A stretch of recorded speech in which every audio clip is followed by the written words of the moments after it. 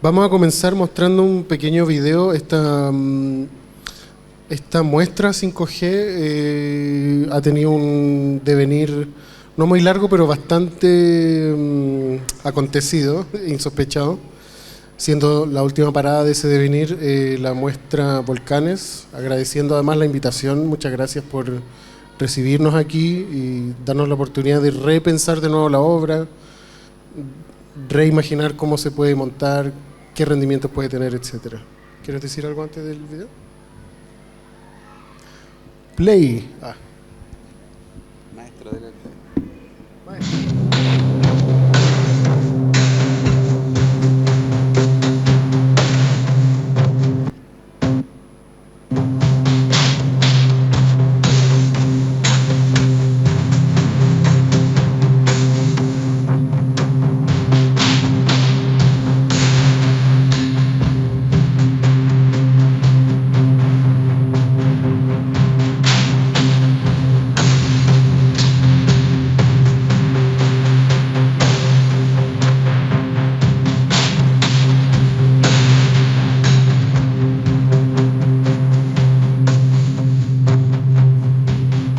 5G es un proyecto multimedial que pretende generar una reflexión crítica sobre el despliegue de la tecnología 5G en Chile y sus impactos en la sociedad contemporánea.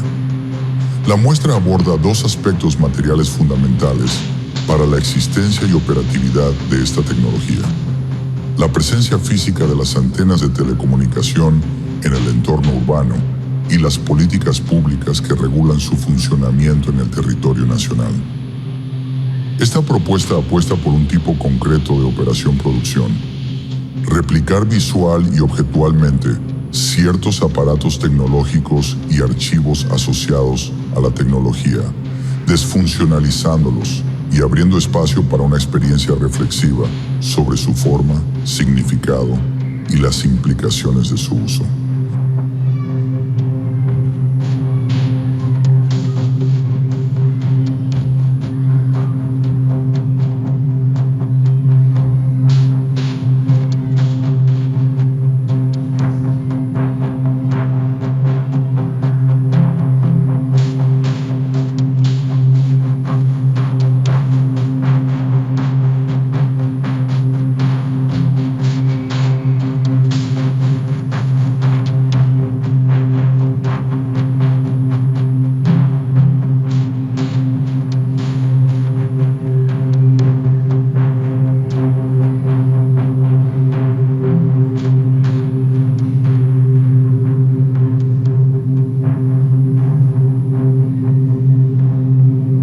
Estudios San Martín, Felipe Rivas San Martín y Jaime San Martín Amador.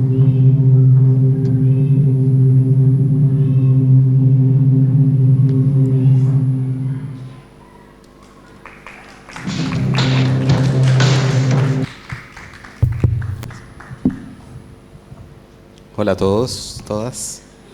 Primero, gracias por la invitación. Ya como había dicho Jaime, ¿podemos poner la presentación? Ahí está. Ahí sí. Tal cual como decía Jaime, este es un proyecto que ha como pasado por muchos lugares y ha tenido que adaptarse a distintos espacios, contextos, que bueno, van cambiando por supuesto el cómo se percibe el proyecto y cómo se desenvuelve, incluso físicamente, materialmente hablando. Como pudieron ver en el video, el proyecto consiste en distintas partes, son distintas piezas, todas ellas interrelacionadas por el asunto que convoca la exposición, que es la implementación de la tecnología 5G en Chile, que fue un proceso bastante pionero, por así decirlo, en la región, y que además ha tenido un impacto social y cultural quizás inusitado con respecto a otras tecnologías de telecomunicación que quizás nunca fueron tema para nadie, la verdad. Fue de hecho una de las cuestiones que también nos llamó la atención para el proyecto, que parecía ser algo muy específico, pero que por alguna razón a la gente le despertaba interés. Ya sea el interés correcto o incorrecto, eso era secundario, pero despertaba interés. Las piezas que ustedes revisaron en el video, todas ellas tienen que ver en algún grado con la implementación de esta tecnología. La pieza central, que es una instalación que ustedes van a encontrar al lado de una recreación de una antena, de fragmento de una antena, perdón, de 5G, es la parte central con una proyección de fondo. También hay otra serie de piezas que tienen que ver con un textil, un grabado proveniente de una revisión de archivos vinculados a telecomunicaciones, y también la recreación de ¿cómo se llama? El sticker, digamos, de aprobación de la Subsecretaría de Telecomunicaciones de las distintas redes que los celulares tienen disponibles hoy en día. Que eso fue un estándar que se usó desde la Subsecretaría, y que si ustedes compran un teléfono se van a encontrar siempre con ese mismo logo. Ah, bueno, ese que está ahí, de hecho. Que decidimos usarlo para incluso el catálogo. El proyecto, si tenemos que como contar su historia, es un proyecto que se origina hace bastante tiempo, la verdad, hartos años ya. Originalmente fue un proyecto... ¿Cómo? Ya. Fue un proyecto que tuvo su origen en una convocatoria para la Galería Gabriela Mistral, en la que nos fue mal. Ahí. Ese, de hecho, ahí está la primerísima versión del proyecto, que como ustedes pueden ver, ya tenía la pieza central, que era la antena. Y luego fue mutando porque lo presentamos a otras instancias. Ahora, fue mutando levemente, la verdad, porque la pieza central se mantuvo. Y el origen que tiene también la propuesta se mantuvo, que era una observación bastante simple, la verdad, que conversamos con Jaime y con Felipe, que un poco motivados por la convocatoria misma, que como estaba ubicada en el centro de Santiago y todos nosotros vivimos en Santiago Centro, cerquita, digamos, somos vecinos, llegamos a una observación muy común que suele pasar con los artistas, que a partir de una observación común terminan haciendo algo complejo, que era: en Santiago está lleno de antenas. Antenas parabólicas por la televisión por cable, antenas de telecomunicaciones, las típicas que uno ve en todas partes, y ahora se sumaban estas otras antenas que son levemente distintas a las antenas que uno estaba acostumbrado a ver, que son como más aguzadas, por así decirlo. Estas son un poco más achatadas. Y también el hecho de que en el centro de Santiago, al lado de la Galería Mistral, de hecho, el hito de las telecomunicaciones más importante de Santiago es en rigor una antena gigante, que es la Torre Entel. Cosa que es bien rara, porque es una arquitectura, o sea, hay oficinas ahí, pero también cumple funciones de telecomunicaciones. Entonces, a partir de eso surge la primera aproximación. Hay muchas antenas, las antenas están en algún grado contaminando el paisaje urbano, pero a la vez lo constituyen. El paisaje urbano es un paisaje de antena, así que algo hay que hacer ahí, hay que mirar de alguna manera ese espacio. Y luego aparece el asunto 5G como tal, que es la observación de, bueno, 5G parece ser un tema que mucha gente habla, mucha gente discute, mucha gente quiere saber en qué consiste, y en paralelo también estaba como digamos el asunto de marketing de esta tecnología, de que nos iba a llevar a niveles de desarrollo impactantes que todavía no sentimos, a pesar de que ya se implementó la tecnología. Pero se empezaron a cruzar distintas maneras de entender el fenómeno. Apareció primero, por supuesto, que las informaciones oficiales, formales con respecto a esta tecnología, pero en paralelo estaba esta como contracorriente informativa que empezó un poco a sospechar de la tecnología 5G y que la hizo célebre de una manera bastante triste, que es la idea de... como los chips en las mascarillas. Exacto, los chips en las mascarillas, la inyección de 5G, todo ese tipo de cosas que uno se ríe ahora, pero en su momento la verdad es que fueron bastante preocupantes el nivel de penetración que tuvo en muchos espacios sociales. Y eso la volvió hasta cierto punto, quizás con respecto a las otras tecnologías, un tema pop incluso. De hecho, todo el mundo hablaba de eso sin saber mucho de qué se trataba. Quizás el único antecedente que uno tenía con respecto a esa presencia popular de las telecomunicaciones ocurrió cuando aparecieron los celulares, porque hubo comerciales, la gente lo hablaba, era algo llamativo, además estaba la torre telefónica, que era un celular gigante. Pero luego de eso no había ocurrido que se genera tanto interés en algo así, que era como algo que, claro, uno lo usa, pero no necesariamente lo entiende, y tampoco es necesario que lo entienda, la verdad. No sé si queréis sumar algo con respecto a eso. Ya. Ahora, cuando la última parte del proyecto, que es la que finalmente se expuso, fue un proyecto bien distinto en la manera en que se desarrolló finalmente. No ponen la foto del equipo. Porque gracias a un Fondart, que volvemos a agradecer al Ministerio de las Culturas por el Fondart, pudimos desarrollar este proyecto en el fondo en las mejores condiciones posibles, con un equipo de trabajo lo suficientemente amplio y profesional para hacer todo, porque además la exposición implicaba tercerizar muchos procesos productivos vinculados a los objetos que se estaban haciendo. Así que necesitábamos en el fondo coordinar, producir, delegar, montar una cuestión un poquito más grande, por así decirlo. Y bueno, sin el equipo eso habría sido virtualmente imposible, la verdad. Originalmente, como les decía, estábamos o sea, nuestra idea era la Galería Gabriela Mistral, pero nos pasamos después a una galería mucho más grande, así que eso implicaba también tiempos de producción más largos, implica un poquito más de planificación y además el desarrollo de piezas nuevas que no habían sido pensadas originalmente en el proyecto, pero que a nosotros ahora nos parecían bastante atingentes a primero el espacio en el que estábamos y luego a la reflexión que quería llevarse adelante. Aquí pueden ver el equipo de trabajo. Algunos no son del equipo, pero no voy a decir quién es quién para que se vea como más grande. Como decía Diego, las condiciones de producción, bueno, nos conocimos los tres en la Universidad de Chile. Ahí está Felipe, saludos para él, donde quiera que esté. Nosotros empezamos a trabajar y a postular este proyecto una y otra vez, como suelen ser las postulaciones, hasta que finalmente nos adjudicamos un fondo del ministerio, digamos. Sí, la tercera fue la vencida y logramos, como decía Diego, instalar y producir las piezas de esta exposición finalmente para Galería OMA en el MUT, Mercado Urbano Tobalaba. Y entonces, como decía Diego, también el carácter de la muestra cambió mucho de un lugar a otro. Y eso nos puso en una situación productiva en la que los primeros ejercicios, digamos, de descalce, bueno, ahí está la pieza que se mantuvo, la que van a ver después también, nos puso en una situación productiva en la que, claro, nosotros ya pensábamos tercerizar la producción de las piezas, pero la manera en la que esas piezas iban a comparecer y el lenguaje al que iban a remitir tenía que vincularse un poco más con ese contexto. Digamos, en palabras más simples, no ser tan ñoña, ¿ya? Ser un poquito más accesible también, ser más bien una especie de recorrido o experiencia sensible, más que una experiencia de una lectura intelectual, digamos, tradicional. Claro. Y estas son las piezas. Cada pieza tiene su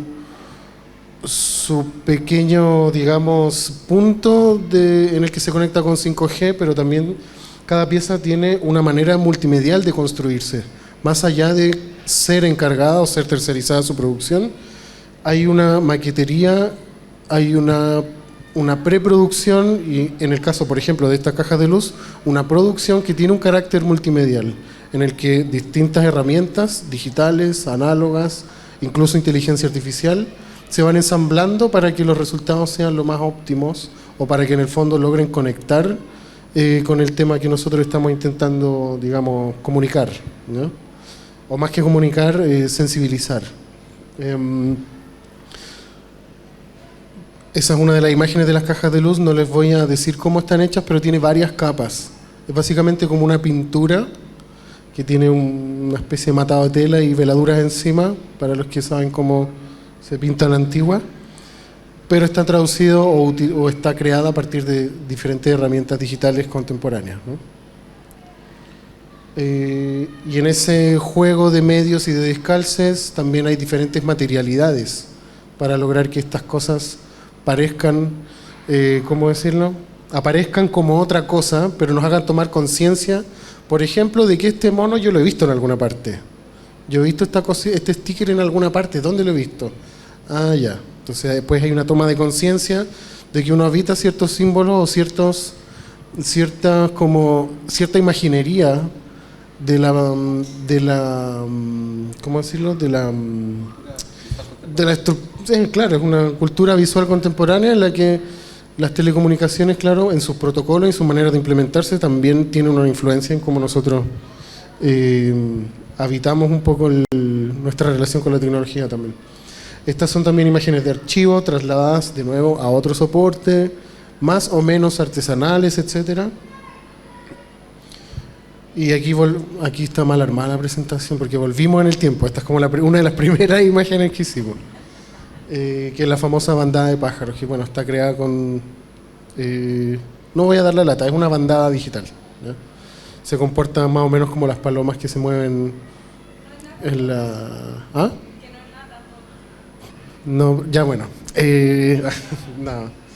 No es simplemente uno programa el comportamiento de estos pequeños, no sé si alcanzan a ver que son como seres muy low poly, estos módulos, estas iteraciones de un mismo objeto virtual, se comportan de una determinada manera reaccionando frente a objetos que son invisibles a nosotros, pero que en términos de programación afectan o modifican el comportamiento de lo que está vinculado a su existencia digital, podríamos decirlo. O sea, que entre paréntesis además es el mismo modo que actúan las aves de verdad.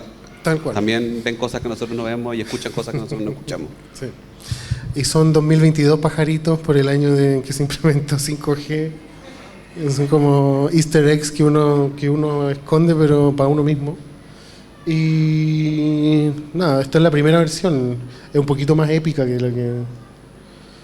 No sé si agregar algo más acá. Y aquí, bueno, como está desordenado, aquí está la postulación al fondo, la propuesta creativa.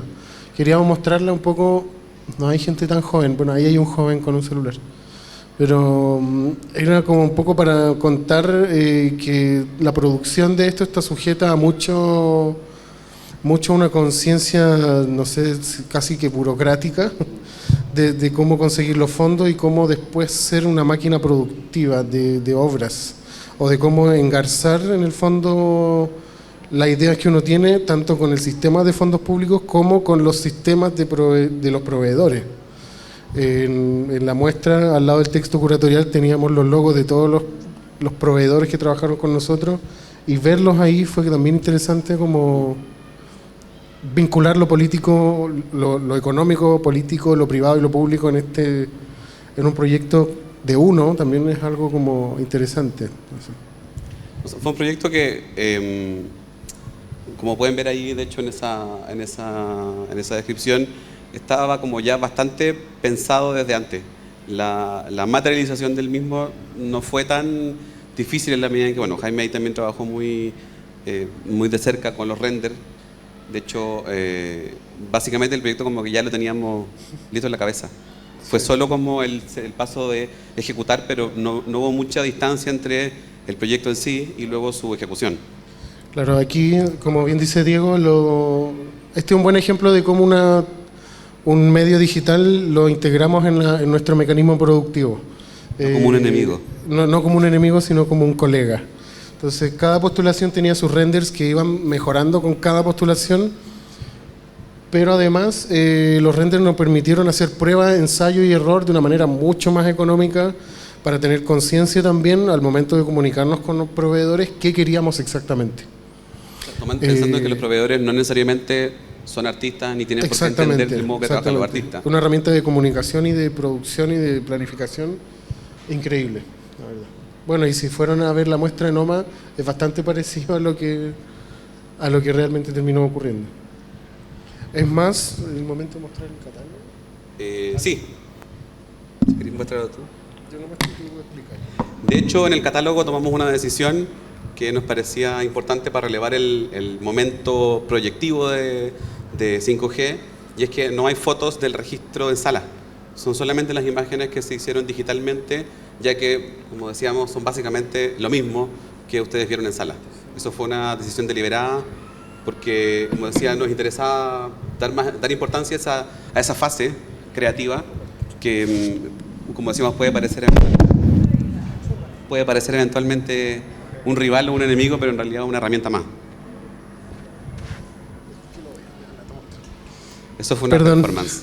Sí, somos performers también. ¿Cómo? Sí. Emilia, quien está repartiendo el catálogo ahora, es también la diseñadora del catálogo. Saluda, Emilia. Estamos muy agradecidos por su trabajo, excelente trabajo. ¿Hay más copias? Sí, faltan. Ay, gracias. Emilia, la También. diseñadora del catálogo, maravillosa Ahora, diseñadora. también nos interesa dar un poco cuenta de cómo es que el proyecto fue cambiando de una manera que para nosotros en realidad fue bien insospechada, fue poco planificada como tal. Originalmente este proyecto tenía como contexto una galería de arte contemporáneo, es decir, un espacio especializado, disciplinar por así decirlo. La Galería Gabriela Mistral. Que era la Galería Gabriela Mistral. Y luego finalmente, después de un no tan largo, pero igual largo, recorrido, terminamos llegando a una galería que es comercial, pero además que estaba enmarcada en un mall. Es decir, un espacio comercial de alto... Teníamos al lado recién inaugurada una tienda Nike. Sí, literalmente, de Era hecho, muy inauguramos raro. nosotros, yo había inaugurado 2 días antes. Y estamos en el fondo en un lugar que tenía acceso a un metro privilegiado, o sea, literalmente tú sales del metro a ese lugar y muy cerca de la calle, por así decirlo. Cosa que, por ejemplo, nos expuso a tener en los fines de semana 200 visitas diarias. Eso me parece que el Bella Artes puede que reciba tanta gente, pero hasta por ahí nomás. Normalmente uno no esperaría que te visitara tanta gente. Y además gente que en rigor no va en disposición de ser espectador. Son clientes. Por lo tanto, evidentemente tienen otra mirada, se comportan de otra manera frente a las obras, que uno podría decir que es como menos respetuosa, por así decirlo. Las tocan, se sacan fotos con ellas, o simplemente pasan rápido como haciendo horas, por así decirlo. Bueno, también entran comiendo, todas esas cosas que en los museos están como prohibidas, ahí pueden ocurrir. Pero en realidad el espacio como más normal y corriente, por así decirlo. Y bueno, y ahora que nos ubicamos acá en el MIM, que también es otro tipo de espacio, con otras lógicas de ser espectador, con otras lógicas de mediación, y en el fondo el proyecto sigue como adaptándose a esos distintos contextos, aun cuando conserva las piezas fundamentales y las preguntas que trató de instalar siguen estando ahí. Con matices, por supuesto, pero siguen estando ahí porque finalmente, bueno, las obras logran un poco instalar esas dudas, como con respecto, como decía Jaime, cuál es la cultura contemporánea en la que me muevo, cuál es mi relación con las tecnologías de telecomunicaciones, cuál es mi relación específica con, por de pronto, redes sociales, etcétera, etcétera.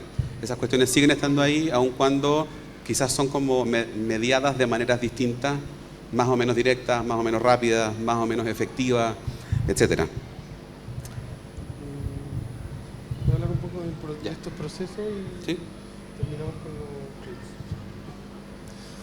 clips? Bueno, voy a hablarle un poco más sobre el proceso de creación de las piezas. Bueno, como saben, como ya les dijimos, trabajamos harto con renders. Este es un modelo 3D que robamos por ahí. Hay modelos liberados en internet de ciertas cosas, pero que modificamos para la instancia. Modificamos las piezas que tiene, la configuración, la escala, etcétera, y después, este es por ejemplo una maqueta para darle a entender al proveedor que necesitamos tal dimensión, tal materialidad, etcétera. Y estas son maquetas de estilo, son generadas con inteligencia artificial a partir de los renders, son renders intervenidos con inteligencia artificial, para dar cuenta un poco del estilo que queríamos llegar al final. Bueno, después todo esto va cambiando claramente y uno no espera que las cosas sean así, pero es para más o menos poder comunicar en primera instancia qué es lo que uno desea, ¿no? Es como... ¿ya? Por una parte fuimos trabajando así, ¿ya? Fantaseando un poco con la imagen de la antena, mucha antena, hasta compramos antenas por internet, no reales, modelos de antenas. Es más absurdo de lo que piensan. No soy tan cachurero, claro. Por un lado fantaseando y por otro lado investigando también. Esta es una imagen, por ejemplo, de la primera junta de hombres heterosis que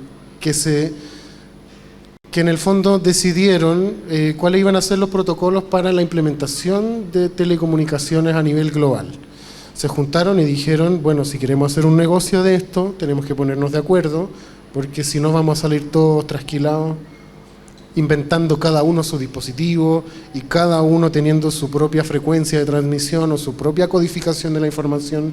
Entonces el estándar funciona en primera medida para que las empresas, los magnates puedan coordinarse y también los estados puedan acceder a estos servicios de una manera, digamos, más robusta también, o implementarnos de una manera más amplia.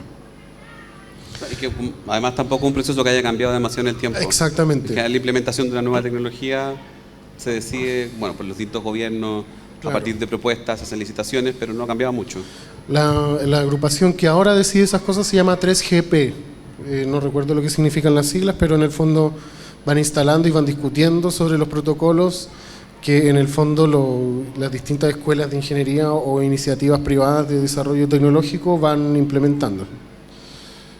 No vamos a entrar en ñoñería de 5G, de lo que es la red 5G en particular, pero en general, en términos de protocolo, lo que el gran avance de esta red es que pone en concordancia lo que se llama cloud computing, fog computing y edge computing, gracias a un procesamiento y a una red muy robusta, para que en el fondo hasta el dispositivo yo pueda conectarme con mi celular, con mi tele, con mi refrigerador, pero no solo eso, sino que además yo pueda procesar cosas muy pesadas en Internet.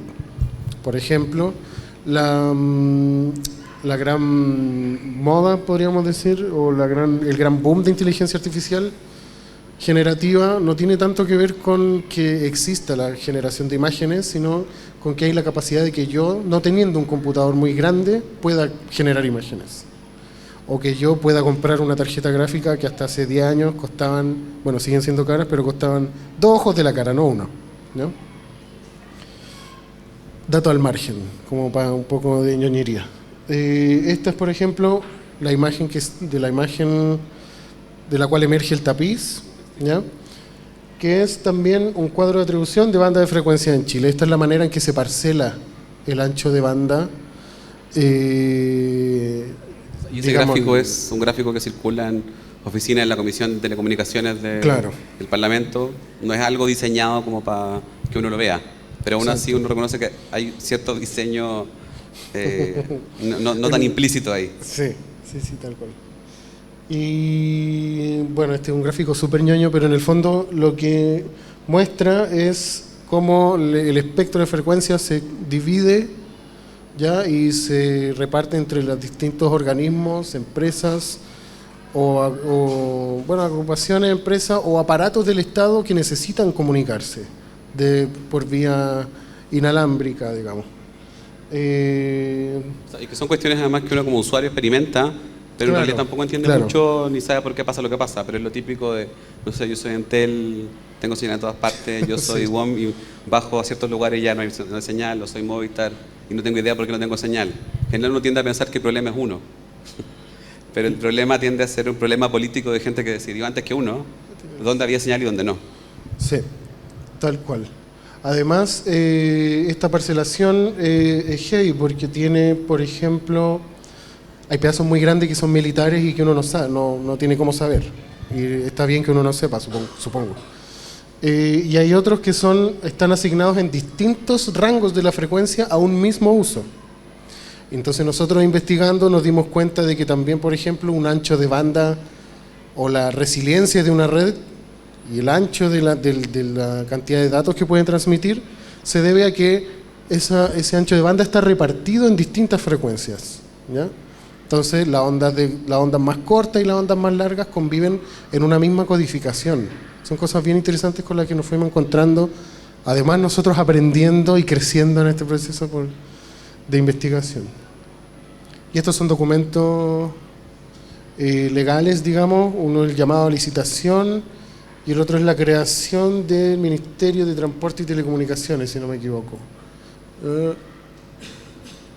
No, me equivoqué. No está el de la creación del Ministerio de Transportes. Son dos documentos que en el fondo están vinculados al 5G y su implementación, llamado a licitación, etcétera. En las partes que, Jaime, cuando estaba mostrando las antenas, los renders, hay una cuestión que nos parece interesante como una lectura ya después del proyecto, una vez que se hace. Y es que en general el trabajo que desarrolla Jaime con Felipe tiene que ver con la automatización o semi-automatización de algunos de los procesos, casi todos de hecho. De modo que en rigor como que su artesanía como artista está muy limitada, en realidad hacen poco con las manos, por así decirlo, trabajan fundamentalmente en la parte proyectiva. Y luego, claro, delegan o encargan incluso alguna tecnología que se encargue de la producción. Y esa cuestión, ese diálogo con las tecnologías generativas, si bien es muy común, de hecho hay gente que no necesariamente es artista o no necesariamente entiende cómo funcionan, las usa, bueno, en el campo de las artes visuales, del arte contemporáneo, sigue siendo un problema.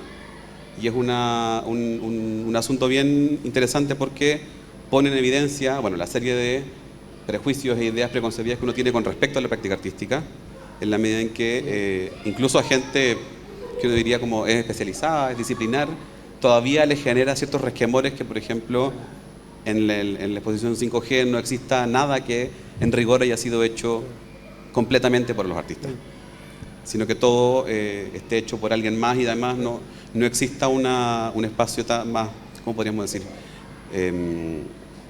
Más tradicional para ser espectador, en el fondo para ser contemplativo, encontrar belleza y todas esas cosas que generalmente la gente asume que es de lo que se trata el arte. Y es bien llamativo porque además son prácticas que en rigor no es que tengan 5 años, ni 10 años, ni 15, ya tienen como 50 y siguen generando problemas, muchos de hecho. Sí, siguen generando problemas porque también hay poca... por eso a nosotros nos interesa como que explicar esto de que hay que armar un proyecto y postularlo. Es mucho trabajo eso, en verdad. Quizás no es el trabajo que se considera como artístico, pero claro, la práctica contemporánea, o sea, el arte contemporáneo en la segunda mitad del siglo XX es muy proyectivo, o sea, piensan muchos artistas, pero bueno, esperamos que les haya gustado. Y la última reflexión que hicimos, dale hay una cuestión que ocurrió, que era la parte no calculada, por así decirlo, del proyecto, que como terminamos recalando en una galería comercial en un mall, ocurrieron cosas que uno no esperaba, que no calculó, no presupuestó, y tampoco yo creo que logramos, ¿cómo se podría decir? Ni adelantarnos ni tampoco dar registro de esa cuestión, porque no estábamos preparados. Y es que, como decíamos, en un lugar donde circulan 200 personas diariamente, evidentemente ocurren cosas que uno no puede controlar y que uno no esperaría.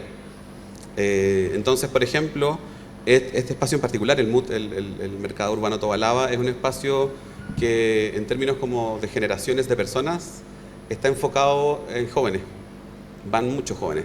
Y en general son jóvenes que tienen una relación con la visualidad y con las redes sociales mucho más intensa de la que tenemos nosotros.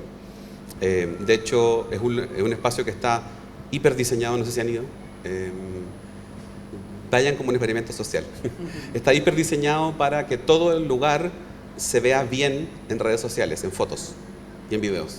O sea, todo tiene una muy buena iluminación. Por ejemplo, hay una cosa que es muy paradójica para uno, pero hay una sede, por ejemplo, de la librería Antártica, que está especialmente diseñada para redes sociales. Por lo tanto, es la peor librería que se te puede ocurrir. Está lleno de luces, lleno de espejos. Sí. Como un edificio selfie. Es un edificio selfie, exacto. Sí. Es digamos, poner un usuario tradicional es un lugar bien incómodo, la verdad. A pesar de que tienen buena comida y todas esas cosas, pero eso es secundario. Y bueno, nosotros también, por supuesto, que nos tocó eso. Ahora, era algo que el director de la galería nos hizo saber, como, bueno, este es un lugar donde la gente viene a sacarse fotos, básicamente, y muchas. Entonces, no sé, ocurrieron como sesiones de foto adentro, porque además el sector de la antena, como tenía esta proyección, que era muy, ¿cómo podemos decirlo? Era muy escenográfica. Era muy escenográfica y muy ad hoc a ser fondo de tu reel en TikTok. Sí. Sirvió para eso. Sí, eso nos tenía muy impactado. O sea, sí. Gente como cambiándose incluso de outfit para ponerse varios outfits. De hecho, estábamos en una vista guiada y había una chica que estaba haciendo una sesión con cambio de ropa. Sí, heavy. Y a ella le importa 3 cominos que estuviésemos ahí. No le interesaba, no nos preguntó, porque claro, uno esperaría como si veis que hay alguien que está dando una charla o una presentación o está hablando de las obras, uno pregunta, bueno, ¿quiénes son ellos? ¿Son los artistas? Pero a ella no le interesaba, ella tenía un fondo para su sesión y listo. Entonces esa integración que ocurre con en la cultura visual contemporánea fue totalmente inesperado. De hecho, al lado, esta tienda que teníamos de Nike, también era una tienda muy centrada en espectadores jóvenes de redes sociales, lleno de luces, lleno de videos, a tal punto que es como que igual nos opacaba un poco. Porque tenía visuales que hasta cierto grado podían ser medias parecidas. Era una instalación en artes mediales. No me extrañaría de hecho que lo hubiese desarrollado un artista, la verdad. Pero claramente era con mucho más presupuesto, por lo tanto era mucho más llamativa, por así decirlo. Entonces, esa manera de operar en la cultura visual contemporánea, como les decía, no la pensamos. No se nos ocurrió, no fue algo que hubiésemos investigado previamente, a tal punto que, por ejemplo, no fuimos capaces de recoger todas esas interacciones que son fácilmente cuantificables, solo que como no estábamos preparados, no logramos, por ejemplo, no sé, poner los hashtags que correspondían cerca, de modo que estas personas nos vincularan con sus publicaciones. Algunas las encontramos por casualidad, un poco por azar, porque tampoco somos usuarios de esas redes. Entonces era mucho más difícil entender ese fenómeno, que evidentemente puede servir a futuro para hacer otras cosas, incluso como ocasión de otra obra. Entonces finalmente el proyecto y la exposición completa deviene algo así como un proyecto selfie, una obra selfie, que se ha convertido en un tópico súper usual en los museos, incluso en los museos más tradicionales. Hay sectores que son sectores de selfie.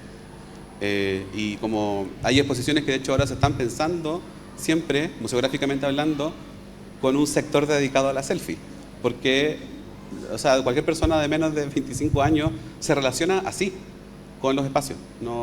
Cualquier espacio que no tenga la facilidad para publicar, o ya sea porque no tiene red o porque no tiene la iluminación suficiente, es un espacio malo para ellos, o un espacio deficiente, medio negligente. Y en ese sentido, como que nosotros pensando tanto en 5G, la cercanía a estas redes, la implementación de todas estas cuestiones, como que fue curioso encontrarnos con que la obra empezó a habitar las redes de una manera indirecta. Como que se cerró un círculo, bueno, y quedaron abiertas demasiadas preguntas al respecto, pero... Para un nuevo Fondarte. Para un nuevo Fondarte. Vimos ahí como en el fondo cómo uno pasa de espectador a usuario, finalmente. Sí, eso. Y estos son dos ejemplos de reels que no tienen nada que ver con las obras. El de la derecha es curiosísimo. ¿Qué tiene que ver?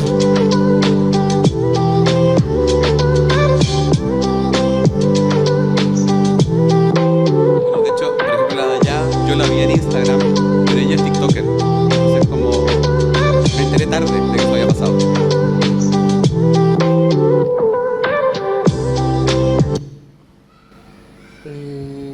Eso.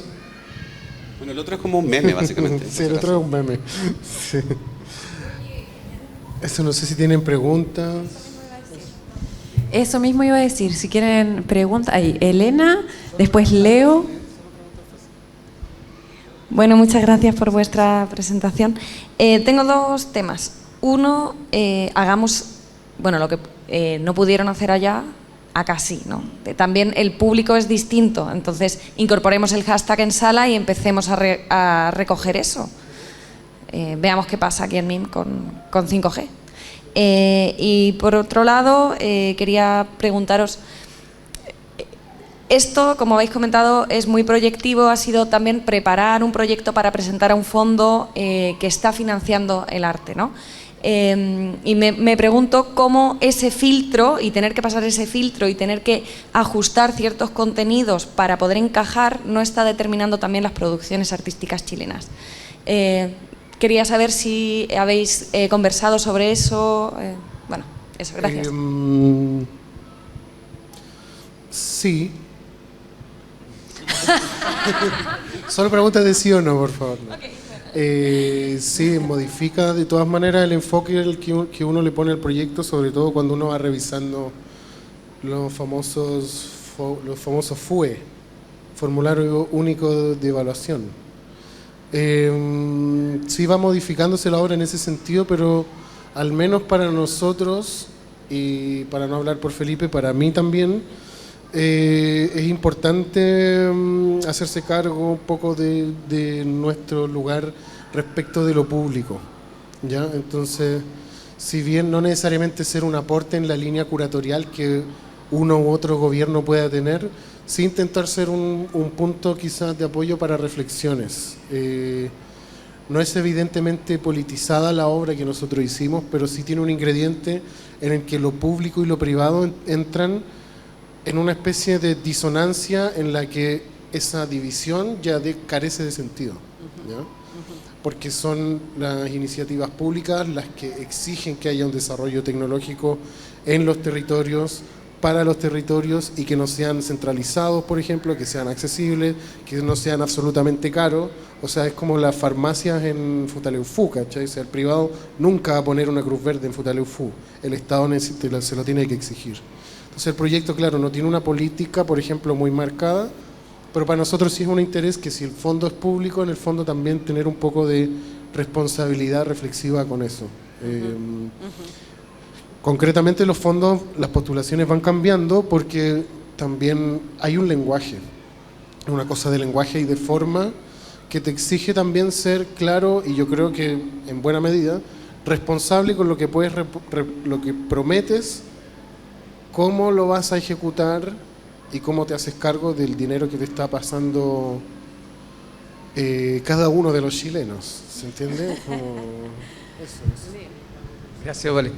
Hola chicos, felicitarlos por el trabajo y agradecerles también que sean parte de estas obras temporales que hemos tenido acá en el museo. Mi nombre es Leonardo, yo soy facilitador, así que gracias por el catálogo también, a mí me va a servir bastante, porque estoy a cargo de mediar día a día con los visitantes, ¿ya? Y en ese contexto que estuvieron conversando el último, ¿cierto? Que los tomó de sorpresa de alguna manera, me gustaría conocer sus expectativas que tienen acá con su obra dentro de lo que es el MIM y cuáles serían sus predicciones también. Eso. Yo predicciones no tengo muchas, la verdad. No sé qué esperar, pero... En la vida en general. Sí, en la vida en general. Pero, o sea, me gustaría que esta idea de espectador-usuario quizás se acentuara un poquito, fuera más intensa la idea de que alguien que viene acá no viene solamente a mirar en silencio y quietud. Idealmente que traten de interactuar con esas obras de la manera en que estimen conveniente. Como decíamos antes, puede ser a través de TikTok. Me da lo mismo, pero que se genere una interacción distinta porque es una obra que en el fondo aspira a pensar las maneras en que nos relacionamos con lo virtual, al final. El 5G es como nuestra salida al ciberespacio literalmente, y de manera muy directa. Entonces para mí sería ideal eso, pero además, que es como un poco lo que, yo creo que la manera que también empezó una conversación con Felipe cuando empezamos otro proyecto que no hicimos, que es, este tipo de obras son la ocasión de conversar seriamente, especialmente con gente más joven, de cómo se usan las redes sociales, cómo se usa Internet en general. Porque nosotros somos de una generación, por ejemplo, que nuestra vinculación con los computadores partió de una manera súper básica, Sí. y así como clases de computación, no sé, yo me acuerdo que aprendí a usar Excel, ahora se me olvidó, pero como que nos enseñaban a usarlo todo y ser muy responsables en el modo en que nos vinculábamos con esos dispositivos. Mientras que la gente actual parece no tener ese sentido de responsabilidad porque hay una relación demasiado directa entre el dispositivo y la mano y uno mismo, o en el fondo entre el sujeto, a tal punto que se pierde esa diferenciación. Entonces, parecen ser no usuarios conscientes de que son usuarios. Y esa cuestión es bien grave en el sentido de que uno empieza a ser, no quiero decir víctima, pero sí empieza a ser como un sujeto pasivo con respecto a las plataformas que está usando. Ya sea TikTok, ya sea Instagram, ya sea Spotify, YouTube, etcétera. Cualquiera de esas opciones. Y bueno, la idea es que sepamos qué estamos usando, por qué lo estamos usando, hasta dónde se puede usar y también qué tanto yo estoy entregando de mi vida a ese tipo de plataforma y dónde está el límite, que el límite finalmente lo fija uno mismo como usuario, más allá de que la máquina va a chupar todo lo que pueda y todo el día, pero uno pone el límite. Eso es mi expectativa, sí, ideal, ojalá en el mundo feliz esas cosas pasaran. Pero creo que la exposición igual sirve para hablar de eso, a partir de un tema, como decía, que es muy pop, 5G. Todo el mundo tiene una opinión con respecto al 5G, todos, hasta la persona que no tiene 5G en el celular, algo ha escuchado. Es un buen punto de entrada, creo yo, para empezar a entablar conversaciones de ese tipo. Yo creo que además en el contexto MIM tiene sentido para mí en una doble clave, digamos, o puedo tener expectativa en una doble clave. Una tiene que ver con eso, con la figura del usuario, que además en términos de artes mediales instala una especie de inversión en cuanto a la interactividad con las piezas. No es uno el que entra en la pieza, sino que es la pieza la que entra en tu cotidianidad y en tu relación con las redes. Esa cuestión me parece interesantísima y que sí pongamos hashtags, sí hay que hacerlo de aquí en adelante. Pero esa cuestión me parece relevante para pensarlo en términos netamente artísticos. Y por otro lado, creo que también hay una cosa en particular con la infancia. Me acuerdo que cuando estuvimos en la otra galería, los niños eran los más felices con la obra. O sea, se movían con los pájaros, seguían a los pájaros, tocaban la tela, como que se fascinaban con las luces. De una manera que creo que uno tampoco calcula en ese sentido. Uno está pensando mucho en el fondo y todo, y en los colegas, y en las expectativas, y en que la teoría y que se vea bien, pero uno no está pensando en esa cosa que es mucho más como afectiva con una pieza. Y muy intuitiva, sí. Como, miren, estoy con los pajaritos acá, po. Sí, eso igual es algo que uno quizás va perdiendo a medida que crece, o no perdiendo, pero modulándolo quizás, o se va como quizás anestesiando respecto a ciertas cosas. Y en ese sentido, creo que en el MIM, por ejemplo, coexistan obras con este perfil, con otros ejercicios museográficos que son como informativos o educativos y experienciales. Creo que es súper valioso, porque es una especie de educación del aparato perceptivo e intelectual que tiene un gran rendimiento a largo plazo, pienso yo, como en términos formativos. Y porque son obras que en un punto no se entienden, y están bien no entender ciertas cosas, creo yo. Hasta nosotros no lo entendemos a cabalidad en un punto, pero eso nos gusta a nosotros. Eso, también. Sí, tal cual. La naturaleza, cómo convivimos con... Sí.